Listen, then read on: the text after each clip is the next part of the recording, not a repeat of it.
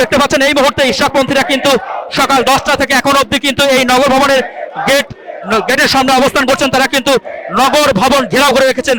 নগর ভবন তথা ঢাকা দক্ষিণ সিটি কর্পোরেশন তারা কিন্তু অবরুদ্ধ করে রেখেছেন। সুপ্রিয় দর্শক, আমরা গতকালকেও দেখেছি তারা কিন্তু এখানে ছিল এবং আজকেও তারা এখানে আছে। তারা কিন্তু বলেছেন যতক্ষণ পর্যন্ত না ইঞ্জিনিয়ার ইশরাক হোসেনকে এই ঢাকা দক্ষিণের নগর পিতা হিসাবে ঘোষণা না করা হবে, তার চেয়ারে না বসানো হবে, ততক্ষণ পর্যন্ত তারা এই রাজপথ ছেড়ে যাবেন না তথা এই নগর ভবন ছেড়ে যাবেন না। সুপ্রিয় দর্শক, যতক্ষণ পর্যন্ত না ইঞ্জিনিয়ার ইশরাক হোসেনকে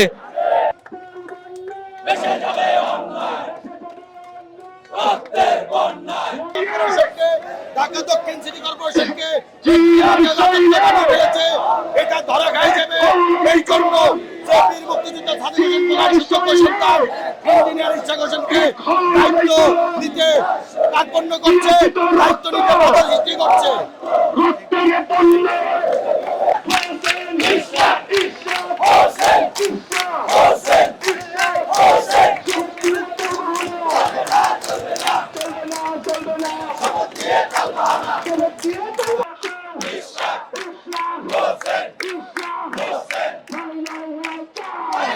দর্শক দেখতে পাচ্ছেন ইশরাককে নগরপিতা ঘোষণার দাবিতে আজকে কিন্তু পুরান ঢাকার সব ঘর থেকে নারী পুরুষ নির্বিশেষে সবাই কিন্তু রাজপথে বেরিয়ে এসেছেন এবং এই নগর ভবন তথা ঢাকা দক্ষিণ সিটি কর্পোরেশন ঘেরাও করেছেন। দেখতে পাচ্ছেন সুপ্রিয় দর্শক, নারী পুরুষ সবার কিন্তু সম অধিকার। দেখতে পাচ্ছেন এখানে কিন্তু সবাই বুক ফুলিয়ে গর্জন দিচ্ছেন এবং তারা কিন্তু স্লোগান দিচ্ছেন যে ইশরাক হোসেনকে এই ঢাকা দক্ষিণের নগরপিতা হিসাবে দায়িত্ব বুঝিয়ে দিতেই হবে, না হলে কিন্তু তারা সরকার পতনের এক দফা আন্দোলনে চলে যাবেন। সুপ্রিয় দর্শক দেখতে পাচ্ছেন সুপ্রিয় দর্শক, এই মুহূর্তে স্লোগানে মুখরিত এই নগর ভবন তথা গোলাপ শাহ মাজার থেকে এই পুলিশ হেডকোয়ার্টার। সুপ্রিয় দর্শক।